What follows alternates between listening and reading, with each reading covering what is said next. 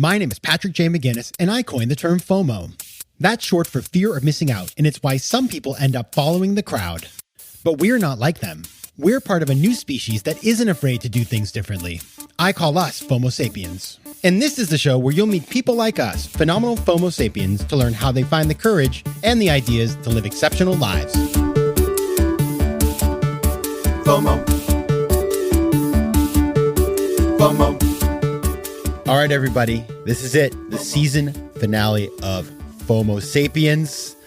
I am, of course, your host, Patrick J. McGinnis, venture capitalist by day, author and podcaster by night, FOMO Sapiens 24/7. And we have made it to the end of the season. As you'll recall, the theme was how to crush it without getting crushed. I think maybe we did that. I'm not entirely sure. Go back to Monday's FOMO Monday show. You'll hear my kind of take on what are the big takeaways of this season. Personal, professional, you name it. We've done it all this season. And so I'm just excited because we're wrapping up on theme and in a pretty strong way with my guest, Andrew Frawley. Now, Andrew is a mental health advocate and movement builder. He was the second employee of Andrew Yang's 2020 campaign, our old friend Andrew Yang, twice on this show. And Andrew Frawley created the math hat. Now, that's the crazy hat that Andrew wore that everybody wanted to buy. So he's really good at virality, it seems. Pretty cool stuff. He is also the founder of the Good Life Movement, which is a nonprofit taking on mental health issues by creating a public movement focused on action and accountability. And so that's what we're going to talk about today. We're going to just end the season talking about this kind of importance of mental health and building a movement around it. But more than that, just how do you do that kind of stuff, right? Because everybody wants to build a movement, but how does one actually do the work? And my guest, Andrew Frawley, together with Andrew Yang, they did that. Their campaign for president was incredibly viral, and Frawley was there the whole time. So he's a really interesting person. I loved when he pitched me. His pitch that came from the person he works with, his publicist, was so compelling. I was like, wow, this is insane. One of the best pitches I ever read. And so I wanted Andrew to come on because I just felt like if he can pitch that well, he's got to be a great guest. And in fact, he is. Now, small ask to wrap up the season. This one's for you. Do something nice for yourself.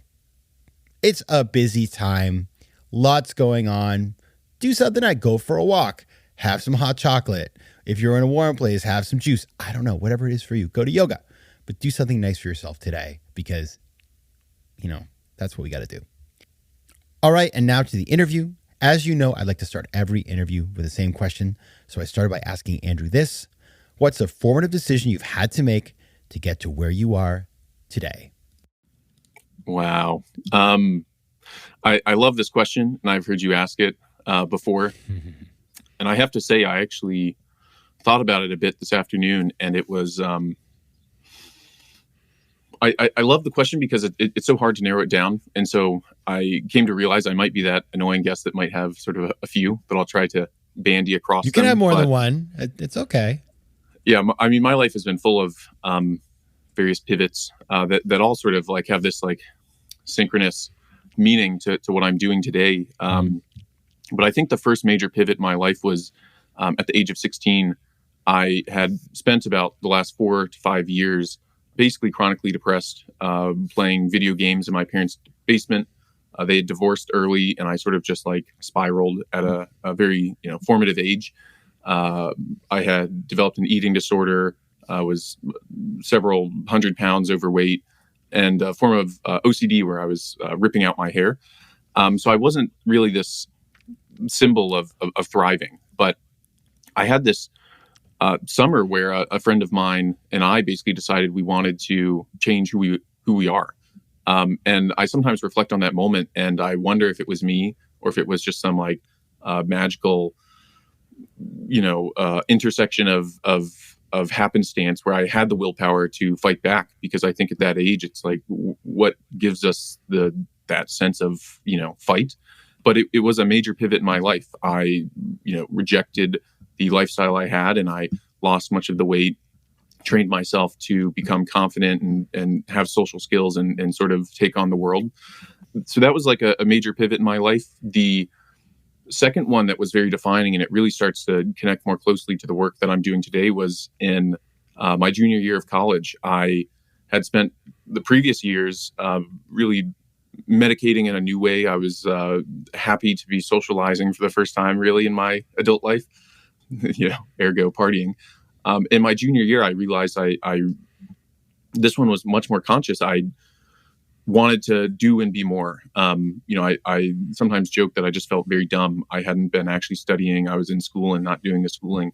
And I wanted to take on the mental health crisis. I cared about mental health a lot, and I wanted to support it through startups. And so I spent the last 2 years of my college time driving for Uber, trying to save money, working on random projects, doing Toastmasters, all the things, trying to find a way to get ahead. And I was looking at San Francisco. I was trying to get a job in a startup out of school in San Francisco. I couldn't get a job. I was rejected by over 270 different startups. And this was a pivotal moment where I said, you know what, I'm going to bet on myself and I'm going to try and find a way to make it work. And so I actually had $6,000 to my name and just packed my Nissan Altima. I couldn't get an apartment in San Francisco if you don't have a job. And so I just literally just started driving to San Francisco with this sense of like, I'm going to figure it out. Along the way in, the Midwest, I heard about these things called hacker houses, applied to a hacker house. And that's where I ended up living. I paid the great bargain of $1,250 to sleep in a bunk bed in a 10 by 10 room in a house with 50 other aspiring entrepreneurs and tech founders. And that was an exciting time of my life, but I ended up falling into this other long and extensive depression. And it was really one of the great awakenings that I'd been medicating in many different ways through work or gaming or social life, or what I had realized then, the desire to, support mental health. Even that was, a front to not grapple with my own insecurities that at that point root back a decade to age 12.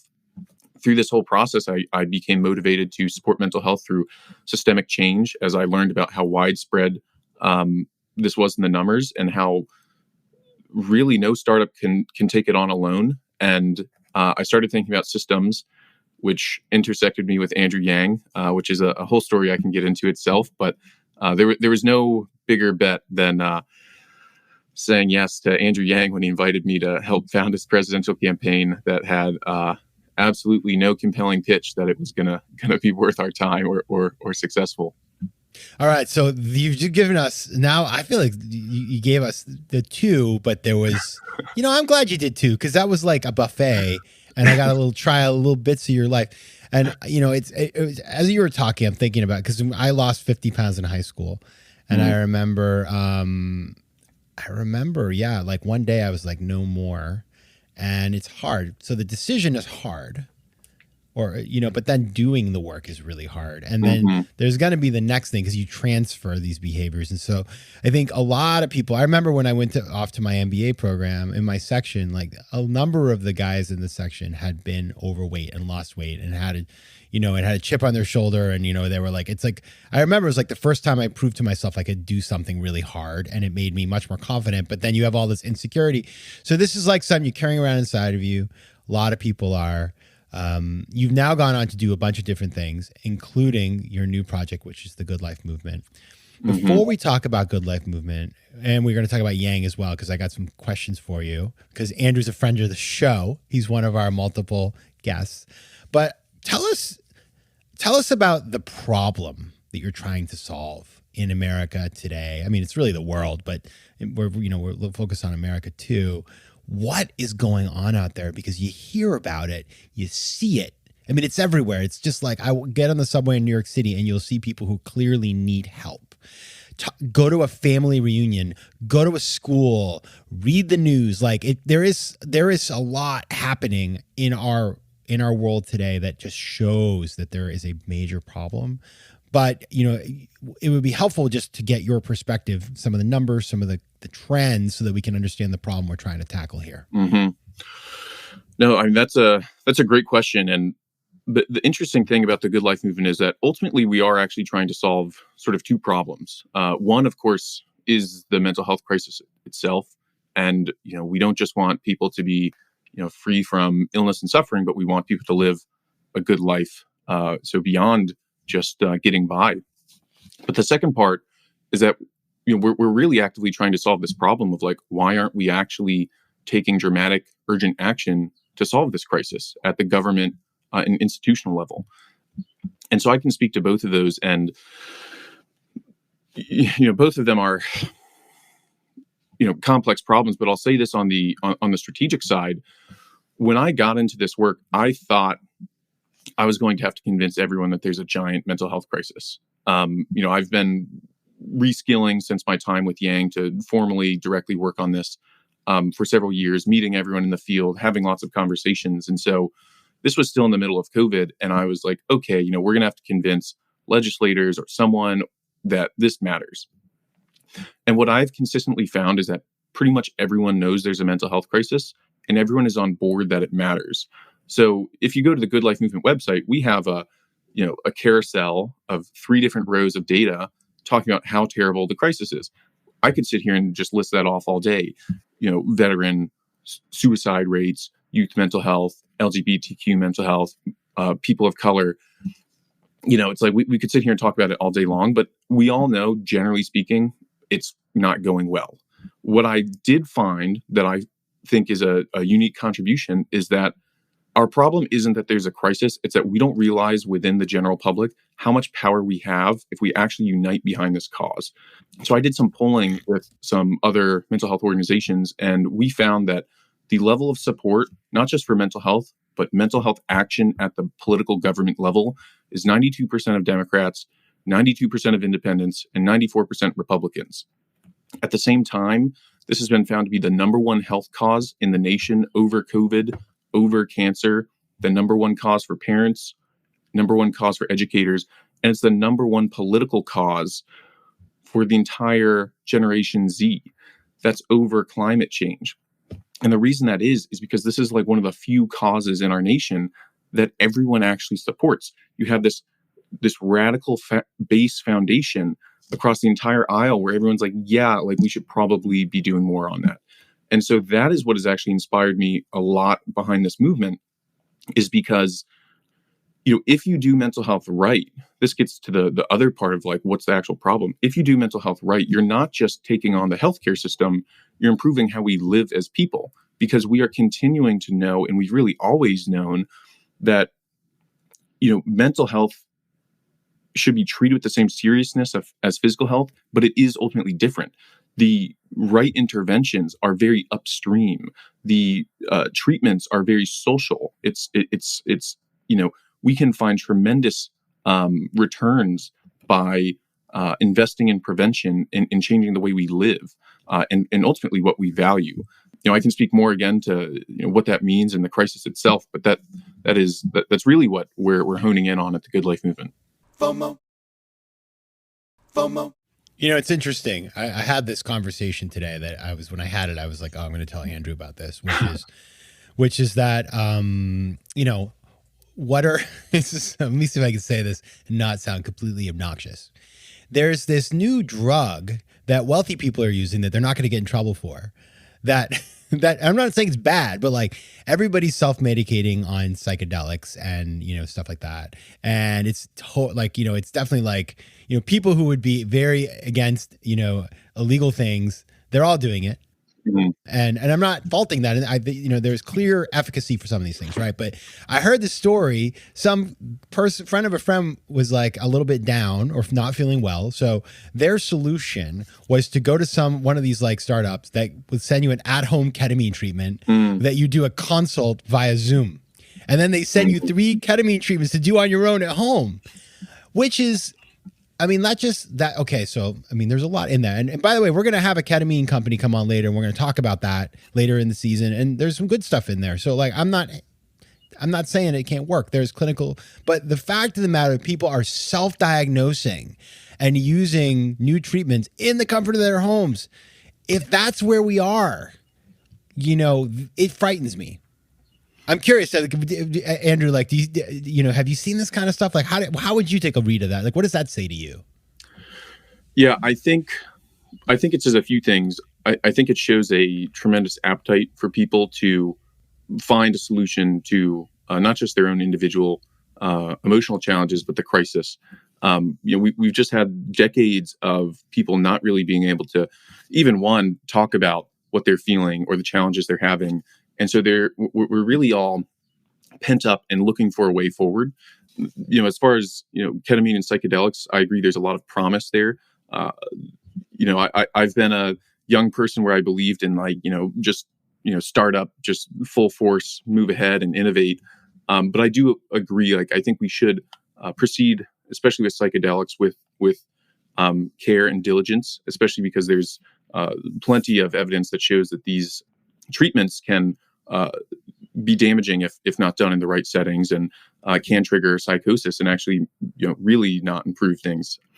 But again, it gets back to this bigger picture of people are looking for a way forward, and this is one of the things that I've said to the mental health field is that my peers in the space is that we haven't really put out a vision to people that is clear and inspiring. The same old treatments and the same old access to a medication through a primary care physician is not going to take us to where we need to get. And this boils down to what the Good Life movement's perspective on the crisis is that the way we talk about it is that we say the mental health crisis in our country is like a house is on fire and we have a two-part problem. Part one is that we've never even built the fire department. And what that means is a crisis system, a care system, and the insurance reform for people to access it affordably. But part two is that we've never really asked, why is everything on fire? And our perspective on that is that we've just fundamentally created a world that makes people sick. And you can see this in the day-to-day where we're so separated from the natural elements that fulfill us most, meaning, community, purposeful work, spirituality and faith, like nature itself. And in its place, we've been pumped full of overly processed junk food, junk information, while trillion-dollar tech companies hire the smartest people in the world to monetize our weaknesses and worst impulses. And this is a complex problem that has, the way we've come to frame it, a root problem, symptoms of that problem, which are the ones we really interface with in the day-to-day, and then an incomplete response. And I could speak to those, but that is really how we view this. We need to support crisis and provide people access to real treatments, but we also need to go bigger and give people a sense that their life is going to be better. Yeah, absolutely. And by the way, just to close on the psychedelics thing, FOMO Sapiens, I know you guys. I know we're all experientialists in this community. So just be careful. That's all I'm asking. Be careful. Okay. Now, let's talk about solutions, because you're building this movement. Movements are, number one, they're hard to build. But number two is they grow and they change as they go along. But you have an initial vision of what this is going to be. Mm-hmm. How is this helping? What is the vision you have to intervene in this problem? Yes. So before I even get into a lot of the details of what the Good Life movement is offering, I think one of the important things to note with our organization is that our vision and the policies and sort of what we're doing, it's not just some hip fire pet theory that's been created in the evenings. I mean, this is something that's been developed over the course of years.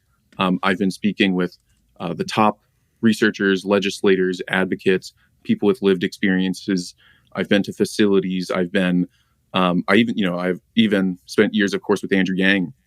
I personally traveled the country with him, where I was meeting senators and people all across, Iowa and New Hampshire, where I was getting a deep sense of the problems, the macro problems as well. And so this informs a lot of what the Good Life movement is working on. And I really view myself as an operator and strategist and advocate that's helping channel what 3 years of mental health work and 6 years total of work has funneled towards. So the problems that I outlined, the root problem, symptoms and incomplete response, the way that we articulate this is that we live in a society that overlies on GDP and economic measures to determine the direction and well-being of our society. And mm-hmm. The general assumption we've been living with is that if the economy grows, we're going to become a happy society and a happy people. And the reality that we not just feel in the air, but is true in the data, is that hasn't really borne out as true, especially in the United States. Happiness and life satisfaction has flatlined for the last 50 years in the United States, while GDP has been 200 or 300% up. Suicides are up. we have a mental health crisis. And part of the root problem here is that in the United States, we don't actually measure how we're doing as people. We have all sorts of different, proxy measures that are important to us. Rates of educational attainment. We measure all different types of health conditions, but we don't actually have one single all-inclusive measure of our well-being in this general sense of life satisfaction, well-being, mental health. Just one measure that we can look at is like, are people having a good time? Is their life of quality? And the problem that creates is that we don't actually have real accountability in any office anywhere that the world we're creating is one that we're going to be happy in. And so we continue to say, oh, money's going to take us there. It doesn't. And what ends up actually happening is that, the economic growth so frequently comes at cost of our well-being and happiness. And so we look at that as the root problem that creates the symptom and suite of problems where everyone is incentivized to just sort of like maximize money and profits and revenue at the expense of people. And this manifests into a story that I like to tell of a hypothetical woman named Martha, where, and you can see how this relates so directly to the mental health crisis, which is that, let's say Martha is a single mother, and as a new mother, she is at outsized risk of a mental health condition. If she's a person of color, that risk is even higher. If she's like most Americans, at the median income, she makes $34,000 a year. She works 2 hourly service jobs that won't let her work full time, so she doesn't get benefits. So she's back at work before her son has the ability to hold his head up with his own muscles. The median rent is $1,100 a month. So Martha is living on $21,000 a year before food, transportation, childcare. And if Martha is like the rest of Americans, the average American, she's no longer optimistic about the world she's raising her son in. She doesn't feel like the next 5 or 10 years, things are actually going to be better than they are now. And so if Martha develops a mental health condition, who would really blame her? And yet in America, we actually pathologize her response where we say, something's wrong with Martha. What is Martha not doing? She needs to be meditating or reading Atomic Habits to break out of her problems. And it's like, we all should be doing those things. I've made so much of my life based on, meditation apps and self-help and doing a lot of the work behind the scenes. But this is what the Good Life movement is really framing our solutions and vision around, which is like, we want to be honest about what's really causing a lot of the root problems for so many people. And, that story of Martha doesn't even account for or address, again, in the day-to-day, if Martha comes home from her stressful day, she goes home and then, with her phone, she has this unregulated casino that's shortening her attention span and, again, preying on her impulses, goes to the grocery store where she's, buying the food that, is most accessible to her, which is probably junk food that's inflaming her body and reducing her energy levels and willpower. So it's like Martha has a crappy hand. And so that is ultimately what we are getting at with the Good Life movement. And it's not to knock biological sources of any conditions. And it's not to knock even like childhood traumas that might be weighing on Martha into adulthood. But we also want to acknowledge, even in those instances, broken societies like this create the broken people that are causing so much of the trauma that we heal from for a lifetime. And so if you really look at it far enough up, what is the source of so much of this? And if Martha wants care, again, the fire department, she doesn't have a great path. 55% of counties don't have a mental health provider. And even if she can try and get access to a therapist, her insurance company is breaking a law that was passed in 2008 that we're not enforcing and making it very difficult for her, creating arbitrary limitations and referrals. And, she has to go through all these hoops to even get care. And they're trying to take out her willpower before she can actually exercise her own rights and benefits. So that's what we are getting at. Again, there are supportive policies, but so much of what we're doing as an organization is we are getting all the people together and we're just monitoring what's going on and bringing awareness at the government level so that we can intervene, because this isn't going to be one bill. This is accountability at the state level, local level, federal level, and we need to create a real machine that will intervene, because this isn't, again, just healthcare. This is so many different types of legislation that are truly going to support Martha. FOMO. Yeah, and the thing about creating change, and this is like generational change, right? I mean, you want it to be quicker, but having now done political stuff for the last 5, 6, 7 years, what I learned is like, it's you have to have a movement. Yes, you have to have people, you have to have vision. You then have to take that and turn it into political power. Mm-hmm. And so like, it's just a whole bunch of things that one has to put together, and it is the work of a lifetime, or 10, 20 years anyway. So that's kind of what you're in that now. You're in that game. Now, you have your bio states, which I love, is that you created the math hat for Andrew Yang, which is so cool. And you were, front and center in Yang's campaign, which no matter what you think of Andrew or his policies or whatever, it doesn't matter. You have to give tons and tons of respect to the movement. I mean, you took and raised awareness a bunch, but a totally different vibe, like just like doing politics in a whole different way. And, it really did reach people, which is awesome. And now you're, so you kind of, that's like, that was your like, you're sort of like, you cut your teeth on that, right? Mm-hmm. Now you're doing this again, you're starting again. And I'm curious, for folks who want to build movements, whether it's for a brand to sell something or to fix the world or change the world or whatever, like, what have you learned about that process? Like, what are the things that, you've taken away that there's sort of like, maybe, the special insights you've been able to gather? I learned so many things on that campaign, to say the least. As far as movements, it is incredibly difficult. That was what I learned very loud and clear. I, again, was on the founding team, second person hired. We launched the thing from his mother's living room. I ran the marketing through all of 2018 into 2019, and I was doing all the same creative, seemingly awesome stuff in 2018 that I was doing in 2019. And 2018, we were just up against a wall, no progress, nothing we were doing could stick. We just felt like failures. This was going nowhere. And then, after 14, 15 months of running for president, plugging away, I mean, a tremendous product, Andrew Yang and his message is the product. Everything comes together and we sort of start to blow up. And then we're viewed as like the most innovative presidential campaign in years. I mean, everything we do, we can't miss. I was raising millions of dollars on merchandise every month. I couldn't do wrong. I mean, it was like every campaign we were running was interesting and awesome and rolling in cash, all the metrics that for a presidential campaign, you get high-fived for. And that was a tremendous takeaway because, again, we toiled away for all of 2018 and pretty much got nowhere.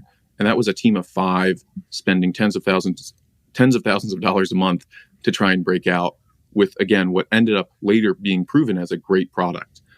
And so, in years while I was building this organization, I would consult with brands and companies, and they would ask me, like, how do we do it? How do we build a community? And I'm like, man, I don't know if you're going to be able to do it. Like, you're a B2B company, like you can get maybe get your little corner, but like, you're not going to build a movement. Like, it's probably not going to happen unless you really present something different. Like, you really have to master the message and totally tap into something deep. So much of Yang's success, it's like, ooh, I was the marketing guy. We had a great product. His message was like flawless. The way he delivered this radical idea of like free money and made it sound like fundamentally American and centrist and was swinging 8% of conservatives. I mean, who's done that ever in the last 30, 40 years?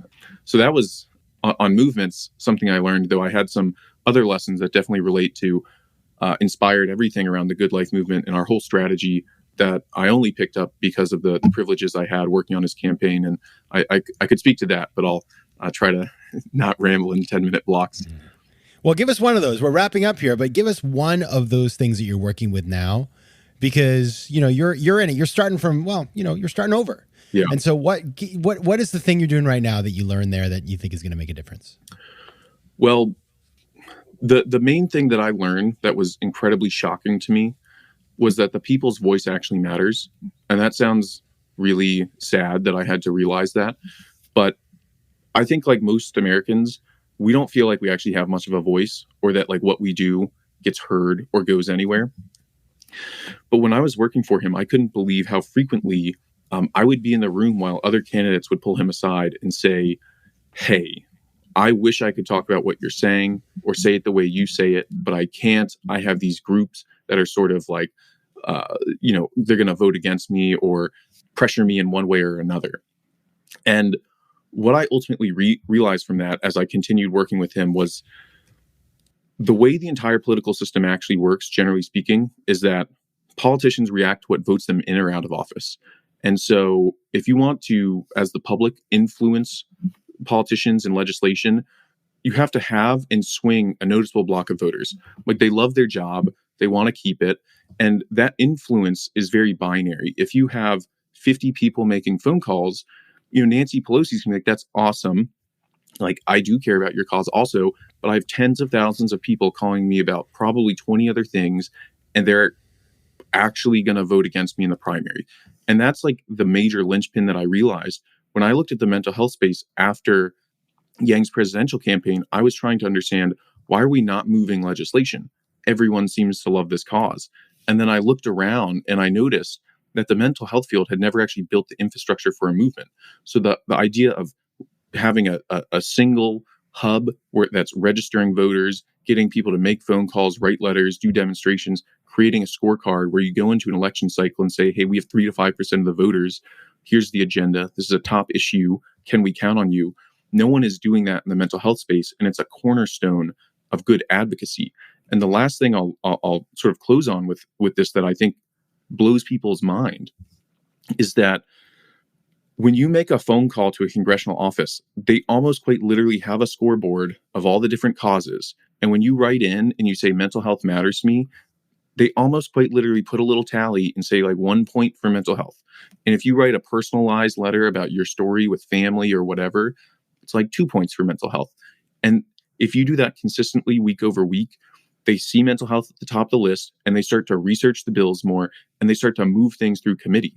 People think we don't have the answers and the ideas for 988 and crisis care and new treatments and process improvement. A lot of it is there, and it's already sitting in a bill somewhere. It's just that we aren't making the phone calls. And so that's what the Good Life movement is trying to tap into, this, again, 90% block of Americans that want this cause, want to advance it.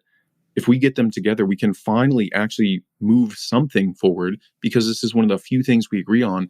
And again, if you do it right, it transforms actual lifestyle and day-to-day life for Martha and the rest of us. So that is the one insight that is seemingly so obvious, but really did lead to the Good Life movement through a domino effect of series of events.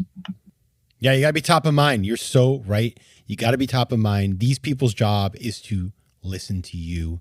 Don't be afraid to reach out to them. All right. If you want to find out more about the Good Life movement, head on over to goodlifemovement.org. Check it out. You can donate. You can get involved. There's a million things you can do, and they have links to all their socials. All right. Andrew Frawley, founder of the Good Life movement. Thank you so much for being here. Thank you, Patrick. It's a pleasure. FOMO. If you like today's show, please be sure to rate it and recommend it to your friends. And as always, you can find me on Instagram at Patrick J. McGinnis, on Twitter at PJ McGinnis, and on the web at FOMOSapiens.com or PatrickMcGinnis.com, where you can get all kinds of free resources to live a more decisive and entrepreneurial life. FOMO Sapiens is recorded in New York City. Theme music is by Mike McGinnis, and editing and post-production is by Josh Elstro. If you like today's show, please be sure to rate it and recommend it to your friends. And as always, you can find me at FOMOSapiens.com and at PatrickMcGinnis.com. To advertise on FOMO Sapiens, reach out to contact@FOMOSapiens.com. FOMO.